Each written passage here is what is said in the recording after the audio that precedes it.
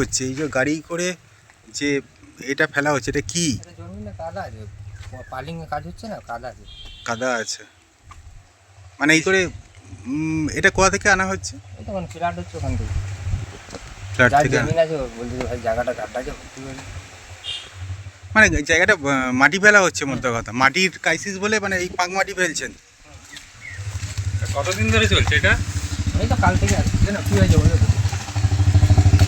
এই গাড়িটা তো লেখা রয়েছে এই যে এইচপির গাড়ি যেটা লেখা রয়েছে, হিন্দুস্তান পেট্রোলিয়ামের গাড়ি যেটা লেখা রয়েছে, এটা কি মানে এখানে কি ডিজেল পেট্রোল পাওয়া হতো নাকি? ডিজেল পেট্রোলে বাদ হয়ে গেল গাড়ি, ডিজেল পেট্রোলে চলতো গাড়ি বাদ। আচ্ছা এখন এখন এটা কি, এটা এই মেটেরিয়ালটা কি দাদা? এটা কাদা যে নোংরা জলে চলে, কাদা জলে। কাদা জল আছে মানে ওই ফ্ল্যাট তৈরির যে হচ্ছে পাইলিং এর যে হচ্ছে, তাই তো? কোথা থেকে আনছেন এটা? ওই যে দেখো না বড় বিল্ডিং নেই ওটা? হ্যাঁ হ্যাঁ ওখানে কি ফ্ল্যাট তৈরি হচ্ছে? হ্যাঁ হ্যাঁ হ্যাঁ।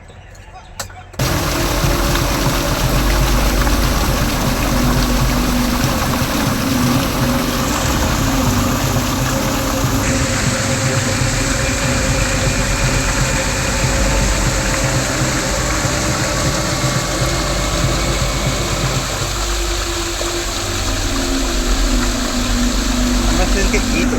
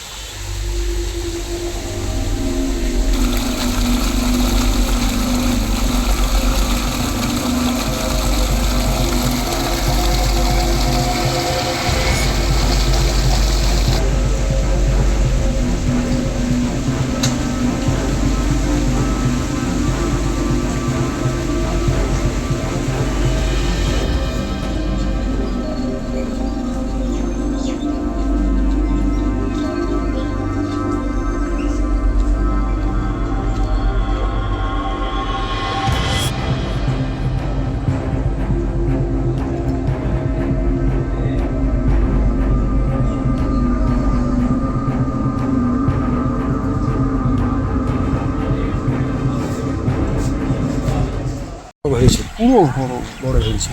মাছ চাষও তো, ধান চাষ সব বড় বাড়ি হয়েছে। পারে কে কার বলবো, কে কার হয়তো ওই ভিত্তিক কী ব্যাপারটা হয়ে আছে বলতে পারবো না। আপনাদের লোকালি তো ক্ষতি হচ্ছে এইভাবে যদি ভরাট হয়ে যায়। এই যে কথা বলবে, আমি চোরের রাজত্ব, বাংলা কথা, সতের রাজত্ব নেই মানে বলতে গেলে কি বিপদ হতে পারে? বলতে গেলে তো অবশ্যই।